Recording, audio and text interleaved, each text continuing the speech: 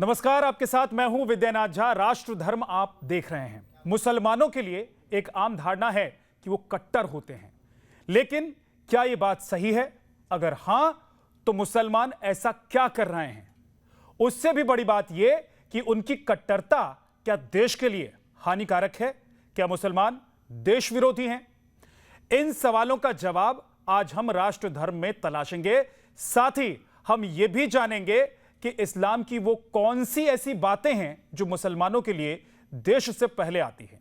आतंक, शरिया, देश से पहले धर्म, जिहाद, धार्मिक शिक्षा और मौलानाओं की तकरीरें, क्या ये वो कारण हैं जिसकी वजह से मुसलमानों पर सवाल उठ रहे हैं, या ये सभी बातें फिजूल की हैं और मुसलमान भी देश में ठीक वैसे ही हैं जैसे हिंदू या दूसरे धर्म के लोग? आज इस पर बात करने के लिए हमारे साथ दो खास मेहमान हैं। अश्विनी उपाध्याय जी हैं, वरिष्ठ वकील सुप्रीम कोर्ट से, और मुस्लिम स्कॉलर हाफिज नूर अहमद अजहरी साहब हैं। बहुत बहुत स्वागत है आप दोनों ही का। अश्विनी जी, क्या मुस्लिम जो हैं वो कट्टर हैं, और क्या उनकी कट्टरता देश विरोधी उन्हें बना रही है? देखिए, दुनिया में सबसे ज्यादा क्रिश्चियन है, उसके बाद मुस्लिम है, तीसरे नंबर पे हिंदू है।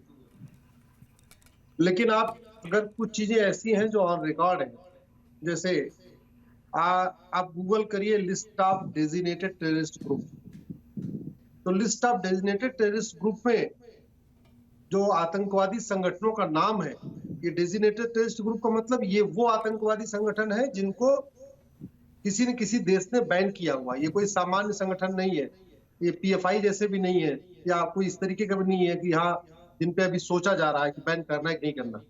डेजिग्नेटेड टेररिस्ट ग्रुप वो संगठन है जिनको बाकायदा ऑफिशियली बैन किया हुआ है। अगर उसकी लिस्ट जाके देखें तो पता चला गया A to Z 50-60 के आसपास संगठन है। उनके नाम से ही क्लियर हो जाता है ये सारे मुस्लिम के संगठन। अगर आप वैसे ही अगर आप आतंकवादियों को आप सर्च करिए, टॉप 50 टेररिस्ट, टॉप 20 टेररिस्ट, तो नाम से क्लियर हो जाता है कि यार ये कहीं न कहीं इसके नाम में तो मुस्लिम लग रहा है। सारे मुस्लिम्स, दुनिया में नंबर 2 पॉपुलेशन मुस्लिम्स की है, सारे मुस्लिम्स आतंकवादी नहीं है। लेकिन इसका दूसरा पहलू ये है कि जितने बड़े आतंकवादी संगठन हैं या जितने बड़े आतंकवादी वो मुस्लिम है। इसलिए इसको मुझे लगता है हमारे मुस्लिम भाइयों को, खासतौर पे हमारे जो मुस्लिम धर्म मजहबी मौलाना है जो टीचिंग कर देते हैं, उनको इस चीज को सोचने की जरूरत है कि क्या कारण है कि सारे के सारे बड़े आतंकवादी संगठन और सारे के सारे बड़े आतंकवादियों के नाम कहीं न कहीं डायरेक्ट इनडायरेक्ट वो कनेक्टेड है मुस्लिम से।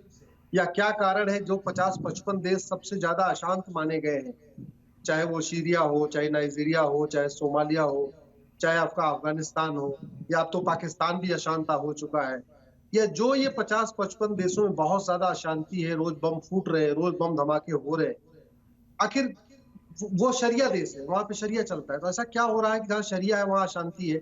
ये भी हमारे मुस्लिम भाइयों को और हमारे धर्मगुरुओं को सोचना चाहिए, क्योंकि अल्टीमेटली जो कट्टरता है, जो मजहबी उन्माद है, ये दूसरे धर्मों के लिए तो खतरा होता ही होता है, लेकिन राष्ट्र के लिए खतरा होता है और सबसे बड़ी मानवता के लिए खतरा होता है। मैं आपको एक एग्जांपल देना चाहूंगा। गांधार जो दुर्योधन का ननिहाल था, जहां धृतराष्ट्र की ससुराल थी, वो गांधार बहुत ही शांत था, समृद्ध था, खुशहाल था।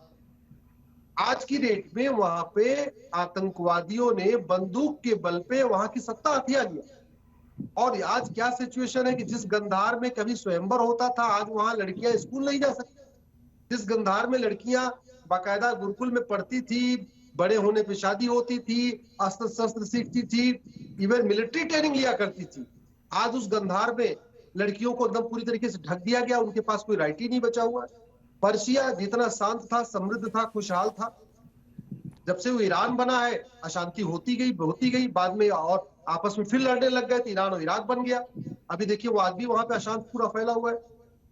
राजा भरत का ननिहाल कैके, जो बहुत ही शांत था, समृद्ध था, खुशहाल था, आज की डेट में पेशावर बन चुका है और बहुत बुरी तरीके अशांत है, रोज बम फूट रहे। ये तक्षशिला, जहां दुनिया की सबसे अच्छी यूनिवर्सिटी हुआ करती थी, जहां पूरे देश के राजा और राजाओं के बच्चे, राजकुमार पढ़ने आया करते थे तक्षशिला में, जहां आचार्य चाणक्य प्रोफेसर हुआ करते थे, आज की डेट में वो रावलपिंडी हो गया, अशांत है पूरी तरीके से। रावलपिंडी मतलब बहुत ही बुरी तरीके से रोज वहां बम धमाके हो रहे हैं। और बम धमाके में कौन, ऐसा नहीं कि हिंदू मारे जा रहे हैं, हिंदू तो खत्म हो गए, हिंदू बच्चे नहीं, हिंदू कहां से मारेंगे।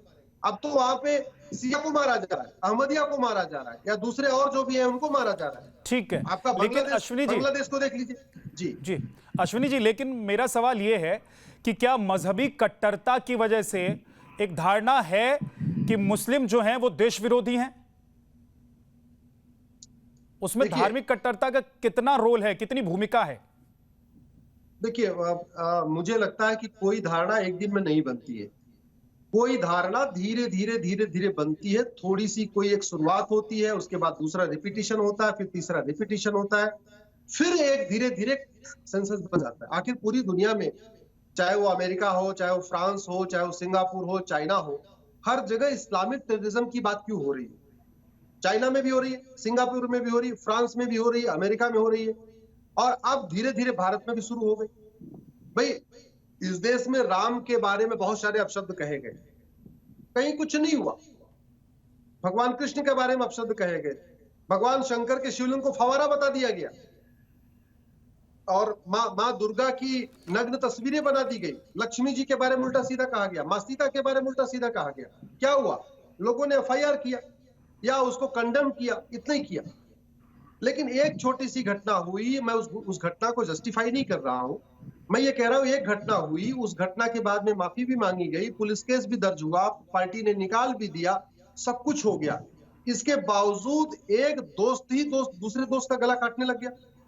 उदयपुर में जो कन्हैया का गला काटा, वो कोई अपरिचित नहीं था, वो कोई पाकिस्तान से आया हुआ नहीं था, उसी का दोस्त था जो पिछले 15-20 साल से उसके साथ में रहता था। अमरावती में उमेश कोल्हे की जिसने हत्या किया, वो 20 साल से उसका दोस्त था। उमेश कोल्हे ने बाकायदा उसके घर में पैसे भी दिए थे, उसकी मदद भी किया था, उसकी बहन की शादी में मदद किया था, उसके बच्चों के स्कूल की फीस में मदद किया था। अभी जो कर्नाटक में हुआ, जो प्रवीण की हत्या हुई, जो हत्यारा है उसके पिताजी तो प्रवीण की दुकान में काम करते थे, तो वहां पे भी वो मदद किया करते थे। तो ये इसकी वजह से एक लोगों के मन में पूरी तरीके से एक बहुत ही गलत धारणा बन रही है। मुझे लगता है वो न राष्ट्र के लिए अच्छा है, न हमारे मुस्लिम भाइयों के लिए अच्छा है, न मुस्लिम समाज के लिए अच्छा है। और इसका समाधान तो हमारे मुस्लिम, खासतौर पे जो उलेमा है, बड़े बड़े जो बड़े मस्जिदों के, मतलब जिनकी बात को लोग सुनते हैं, समझते हैं, उनको ओपनली आना पड़ेगा। क्योंकि आप ये देखिए, एक नूपुर शर्मा के कुछ कहने पे पूरे देश में सर तन से जुदा की बातें शुरू हो गई, सड़क पे आए लोग।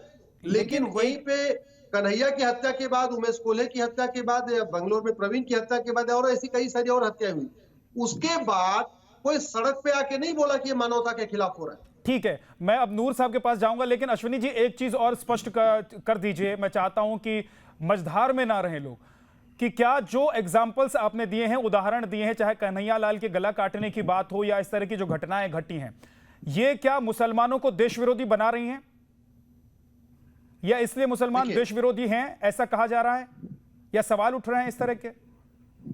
राष्ट्र विरोधी का मतलब ये हुआ जो राष्ट्र के खिलाफ काम करे। हिंदू विरोधी मतलब किसी धर्म के खिलाफ करे।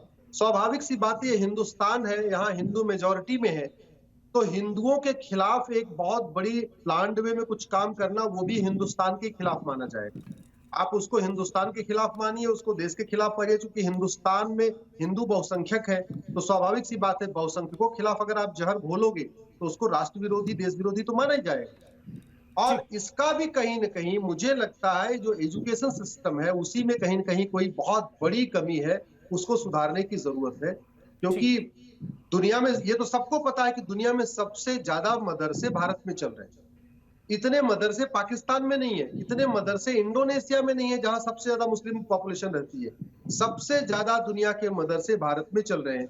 तो अगर सबसे ज्यादा कट्टरवाद तेजी के साथ भारत में फैल रहा है, अश्विनी जी, तो इस पर सवाल ये है एजुकेशन कि सिस्टम क्या जो ये मदरसे हैं या फिर शिक्षा पद्धति जो है, इस्लामिक शिक्षा पद्धति, उसकी वजह से कट्टरता आ रही है और वो कट्टरता देश के लिए खतरनाक है। और सवाल ये भी है कि क्या सिर्फ हिंदुस्तान में ऐसी कट्टरता आ रही है, या फिर हिंदुस्तान के बाहर जहां बड़ी संख्या में मुस्लिम रहते हैं, या जो मुस्लिम कंट्रीज हैं वहां पर भी वो अपने ही देश के लिए हानिकारक हैं? ये भी एक बड़ा सवाल है, इस पर मैं आपसे जवाब लूंगा। लेकिन नूर साहब, आपके पास आता हूं।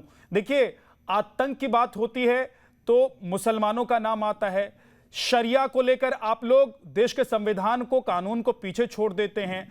देश से पहले आप लोगों के लिए धर्म आ जाता है और इसके साथ साथ बहुत सारी ऐसी बातें हैं जैसे जमीन जिहाद हो या फिर जनसंख्या जिहाद हो, धार्मिक शिक्षा की बात हो। ये तमाम ऐसी बातें हैं जो कहीं ना कहीं अब धारणा इस तरीके की बना रही हैं कि क्या मुस्लिम अपने देश के लिए ही खतरा हो गए हैं, क्या मुसलमान देश विरोधी हो गए हैं, क्या राष्ट्रद्रोही हो गए हैं, राष्ट्र विरोधी हो गए हैं?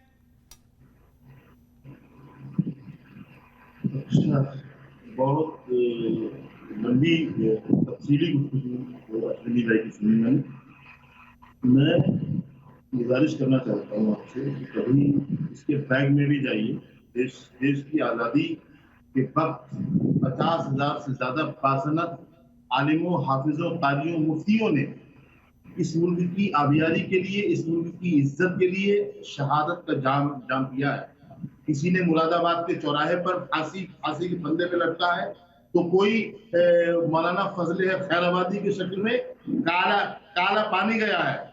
और इस तरह से 50,000 लाहौर से लेकर दिल्ली तक और दिल्ली से लेकर के मुरादाबाद तक, मुरादाबाद से लेकर बलिया तक जितने सड़कों पर दरख्त नजर आते थे, अगर आप सही इतिहास पढ़ेंगे, आप तारीख उठाइए और हिंदुस्तान की तारीख में पढ़िए कि हर पेड़ पर एक आलिम, एक मौलाना की, एक मस्जिद के इमाम की लाश लटकी हुई थी।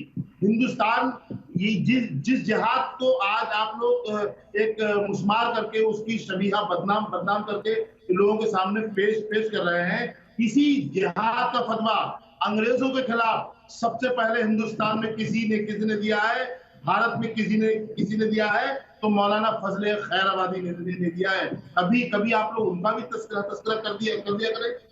आज जो भी हो रहा है, इसमें कोई दो राय नहीं कि हाँ सोचनीय है, हमें समझने की जरूरत है कि ऐसा क्यों है। लेकिन जैसे आपने अभी उदयपुर की घटना की बात की, कौन ऐसा एक भी मुसलमान पूरे भारत का दिखाइए जिसने उदयपुर की घटना के बारे में ये कहा हो कि जो कातिल है, बात उदयपुर की घटना मारा है, उन्होंने बात सही काम किया है। 1947 से पहले जो कुर्बानियां हुई उसकी नहीं है। बात सिर्फ ये है कि आज ऐसी धारणा मुसलमानों को लेकर क्यों बन रही है कि सभी मुसलमान कट्टर हैं, भले ही वो आपके साथ बात किसी लहजे में करें, आपके साथ खाना खाएं, आपके साथ उठे बैठें, लेकिन उनके भीतर कट्टरता की, मजहबी कट्टरता की ऐसा जहर है जो कहीं भी निकल जाता है। और उसके बहुत सारे एग्जाम्पल अश्विनी उपाध्याय ने दिए। मैं उसका जवाब आपसे चाहता हूँ। 1947 से पहले क्या हुआ वो देश जानता है, उस पर मत बताइए। 1947 के बाद का बताइए। पहले तमहीद सुन लीजिए आप। मतलब जिस तरह से आप बता रहे हैं, आप बताइए। अफरोजुल को जिस शंभू ने मारा था, बिल्कुल पूरी जिम्मेदारी के साथ बोल रहा हूं मैं, जिस अफरोजुल को शंभू ने मारा था, उस शंभू ने कौन सा अच्छा काम किया था कि हमने अपनी आंखों से हजारों हिंदू समाज की जो उसके वो है मतलब संत हैं, उनको हमने शंभू के पक्ष में खड़ा हुआ देखा है। हमने जयपुर के कोर्ट में देखा है किस तरह से शंभू के पक्ष में लोग खड़े थे। इसको भी नहीं भूलना चाहिए। ऐसे लोग हर समाज में होते हैं। एक सिर्फ इस्लाम को बार बार टारगेट करना कि इस्लाम मतलब मुसलमान देशद्रोही है, देश का विरोधी है, ये कभी नहीं हो सकता। मुसलमान अपनी मर्जी से हिंदुस्तान में रह रहा है। हिंदुस्तान मुसलमानों के लिए इस्लामिक राष्ट्र था जिसे दुनिया पाकिस्तान कहती है, और पाकिस्तान को लात मारने वाले हमारे अजदाद थे। हमारे आबा अजदाद ने पाकिस्तान के लात मार के जो लोग पीएफआई के साथ जुड़कर देश के खिलाफ षड्यंत्र कर रहे हैं, था। हम वो मुसलमान के हिंदुस्तान के नहीं है। जो लोग गला काट रहे हैं वो देश के मुसलमान नहीं है। जो लोग चाकू मार रहे हैं वो देश के मुसलमान नहीं है। जो ये बता रहे हैं कि देखिए एकमात्र अल्लाह है, वो क्या देश विरोध में काम नहीं कर रहे हैं, दूसरे धर्म के लोगों के खिलाफ नहीं कर रहे हैं? और अगर ऐसी व्यवस्था बन रही है तो क्या मुसलमान जो हैं इसके लिए खुद जिम्मेदार नहीं है? अश्विनी उपाध्याय, देखिए मैंने आपको पहले बताया, ये जो टीचिंग है ना, बात करनी पड़ेगी। देखिए बहुत जो टीचिंग, मैं जानना चाहता हूं कि देखिए दिक्कत क्या है अश्विनी जी, बहुत क्लियरली कि दिक्कत वो पॉइंट्स क्या क्या हैं कि दिक्कत ये है एकदम क्लासिफाइड देखिए- तरीके से जरा समझाइए, अगर समझा सकते हैं, अगर दिक्कत है तो, और नहीं है तो वो भी बताइए कि नहीं भाई साहब ये सिर्फ अफवाह है और इन अफवाहों पर ध्यान ना दिया जाए। जैसे देश में हिंदू हैं उसी तरीके से मुसलमान हैं, और जैसे हिंदू किसी घटना में शामिल पाए जाते हैं वैसे ही मुसलमान भी किसी घटना में शामिल होते हैं, तो उनको बदनाम ना किया जाए। देखिए, प्रत्यक्षम किम प्रमाणम, प्रत्यक्ष को प्रमाण की जरूरत नहीं होती है। जिस दिन अब्दुल कलाम आजाद, जो हमारे भारत रत्न रहे हैं, इतने बड़े वैज्ञानिक रहे हैं, जिस दिन उनका अंतिम जनाजा निकला था रामेश्वरम में, उसी दिन याकूब मेनन का जनाजा मुंबई में निकला था। और अब्दुल अपने कलाम साहब के जनाजे में मैक्सिमम 10,000 लोग थे। वो 10,000 भी लगभग ज्यादातर उसमें हिंदू थे, जबकि याकूब मेनन जो आतंकवादी है उसके जनाजे में लगभग 1 लाख लोग थे। हिंदू कोई नहीं था, सारे के सारे मुस्लिम थे। तो आखिर ऐसी कौन सी सोच है जो अब्दुल कलाम के जनाजे में जाने से रोकती है लेकिन याकूब मेनन के जनाजे में चली जाती है? ये तो इसका जवाब तो ढूंढना पड़ेगा। अरे भैया, कुरीतियां सब में थी, हर धर्म में होती हैं, हर जाति में होती हैं, हर समाज में होती है, हर क्षेत्र में होती है। लेकिन जब यहाँ राजा राम मोहन राय, ईश्वरचंद विद्यासागर जैसे लोग आए, बाल विवाह के खिलाफ आवाज उठाए, सती प्रथा के खिलाफ आवाज उठाए, तो लोग उसके साथ हो लिए, किसी ने उनका गला नहीं काटा। लेकिन मुस्लिम समाज में एक मैं बहुत इंपॉर्टेंट नाम लेना चाहूंगा, उनका नाम था बहाउल्लाह खां। ईरान के सब बहुत प्रोमिनेंट वो धर्मगुरु थे। जब उन्होंने कुरीतियों के खिलाफ आवाज उठाया ईरान में, सीधे एक दिन वो तकरीर कर रहे थे, मंच पे बैठे हुए थे, 50,000 की भीड़ थी, उसी में एक आदमी आके उनका गला काट के चला गया। ये जो दिल्ली में आप लोटस टेम्पल देखते हैं, जो बहाई मंदिर देखते हैं, ये बहाई फेथ है, एक बहाई संप्रदाय अलग से है जो बहाउल्लाह खां को मानता है। तो जब ये सिचुएशन हो जाए कि आपको अच्छी बात बताने वाले का सीधे गला काट दिया जाए, तो उससे क्या होता है, बाद के जो मौलवी मौलाना वो डरते भी हैं। ये भी मुझे लगता है इसलिए भी डरते होंगे। हिंदू धर्म में कोई कड़वी बात कहने में या किसी कुरीति के बारे में बोलने से डरता नहीं, क्योंकि उसका कोई गला नहीं काटा जाता। लेकिन इस्लाम में कोई अगर कुरीति की बात करता है, कोई 3 तलाक की बात करेगा, हलाला की बात करेगा, मुताह मिस्यार की बात करेगा, या खतना की बात करेगा, या इस चाची मामी से निकाह की बात करेगा, इसको अगर वो बुरा कहेगा तो लोग उसके खिलाफ फतवा जारी कर देंगे। अभी आपने देखा एक लड़की बेचारी गाना गा दी है, उसके खिलाफ फतवा चल रहा है। तो ये जो हिंदू कितने हैं जो कव्वाली गाते हैं, किसी हिंदू खिलाफ आज तक किसी ने कहा कि इसको हिंदू धर्म से बाहर निकालो, ये हिंदू धर्म के खिलाफ है, ये फतवा का ये अल्लाह का नाम लेता है। कितने लोगों ने ऐसे सिंगर हैं, हिंदू हैं, जो अल्लाह और मोहम्मद साहब की बात करते हैं अपने स्टोरी में, अपने गाने में, आज तक उनके खिलाफ नहीं हुआ। ठीक है, लेकिन ठीक है, इसका जवाब नूर अहमद जी आप दीजिए, इसका जवाब दीजिए। और उसके बाद एक सवाल जो बहुत संक्षेप में जल्दी से मैं अश्विनी जी से पूछना चाहूंगा कि क्या हिंदुस्तान में ही ऐसा हो रहा है कि इस्लामिक जितने राष्ट्र हैं वहां पर भी इसी तरह की कहानियां चल रही हैं और वहां के लोग भी मान रहे हैं कि उनके देश के अपने ही मुल्क के जो लोग हैं, मुस्लिम लोग, वो अपने देश के लिए ही संकट, खतरा या देश विरोधी हो गए हैं? जल्दी से नूर अहमद साहब। उससे पूछ रहे हैं भाई जी। भाई देखिए, जुल्म है और जुल्म को जुल्म ही कहना चाहिए, वो किसी भी शक्ल में हो। हम जुल्म को जुल्म ही कहेंगे, चाहे वो मुसलमान ने किसी हिंदू को मारा हो, या हिंदू ने किसी मुसलमान को मारा हो, या मुसलमान ने मुसलमान को मारा हो। गलत है और गलत की हर हाल में मजम्मत करेंगे। हमारे उलमा ने बहुत सारे सेमिनार किए हैं अभी, और बड़ी ताकत के साथ लोग इस मामले में सर जोड़कर बैठ रहे हैं, और बात भी कर रहे हैं कि आखिर वजह ऐसी क्या है कि देश का माहौल इतना ज्यादा खराब हो गया है कि हिंदू और मुसलमान जो आपस में हेलो बोलिए हेलो सर, बोलिए, आपकी आवाज आ रही है। अरे जब भाई 20 साल दोस्ती तोड़ दोगे तो कहां से लोग विश्वास करेंगे? 20 साल पुरानी दोस्ती आप ठीक है अश्विनी जी, अब जल्दी से जरा 2 चीजें क्लियर कर दीजिए। एक, कि क्या सिर्फ हिंदुस्तान में ऐसे मुसलमान हैं जिन्हें ये सवाल जिनको लेकर उठ रहे हैं कि वो देश विरोधी हैं, देश के खिलाफ काम करते हैं, या दुनिया भर के मुस्लिम राष्ट्र ऐसे हैं जहां लोग अपने ही देश के मुस्लिम लोगों से परेशान हैं क्योंकि वहां पर भी वो अपने देश के लिए खतरा बन गए? देखिए, बड़ी अच्छी बात है, लेकिन वहां की बहन बेटियां परेशान, वहां तो शासन करने वाले मुस्लिम है। पाकिस्तान में हिंदू नहीं बचे हैं, लेकिन फिर भी वहां की बहन बेटियां परेशान है, क्योंकि ये एक सोच है।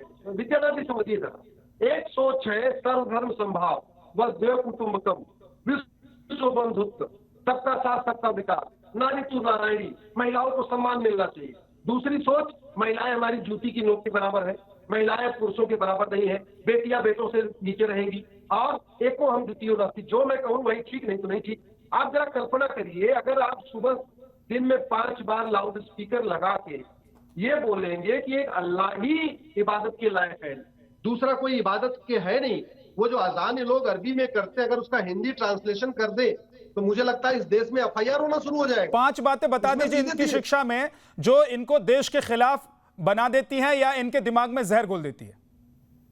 देखिए, बहुत स्वाभाविक सी बात है जो मदरसों में सिखाया जा रहा है कि जब तक एक भी काफिर है तब तक कयामत की रात नहीं आएगी। मुझे लगता है सबसे बड़ा कारण वो है जो ये सिखाया जा रहा है कि जब तक कयामत की रात नहीं आएगी तब तक जन्नत जहन्नुम का फैसला नहीं होगा। जब तक जन्नत में नहीं जाओगे तब तक तुम्हें 72 हूर नहीं मिलेगी, तुम्हें दूध की नदी नहीं मिलेगी, फूलों का गद्दा नहीं मिलेगा, तुम्हें शराब नहीं मिलेगी केसर वाली। ये सब जो बातें सिखाई जा रही है बचपन में, मुझे लगता है वो। और दूसरा कि इस धरती पे ये धरती अल्लाह ने बनाई, खुदा ने बनाई, इसलिए इस पे रहने वाले सब लोग खुदा को माने, और जो खुदा को नहीं मानता उसको साम दाम दंड भेद द्वारा कन्वर्ट करो। ये सबसे बड़ी समस्या का कारण है। और ये मदरसे, ये केवल भारत में नहीं, पूरी दुनिया में मदरसों का सिलेबस एक समान है, कॉमन सिलेबस है पूरे मदरसों का। वो अमेरिका का मदरसा हो या भारत का मदरसा हो या आपका पाकिस्तान का मदरसा, सिलेबस सब समान है। इसलिए बहुत सारे देशों ने मदरसा बैन कर दिया, चाइना ने वक्त इतना ही है। बहुत बहुत शुक्रिया, डिटेल से आपने पूरी जानकारी दी।